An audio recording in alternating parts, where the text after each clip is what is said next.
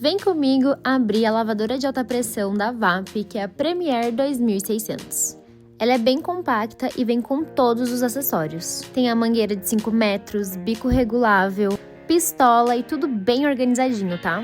Ela vem praticamente pronta para usar, é só encaixar as peças. E como eu falei, ela é compacta, então ela é super fácil de guardar aí na casa de vocês. Ela tem 1.800 watts de potência e 2.200 PSI de pressão, ou seja, ideal para limpar aquela sujeira pesada, mas com facilidade.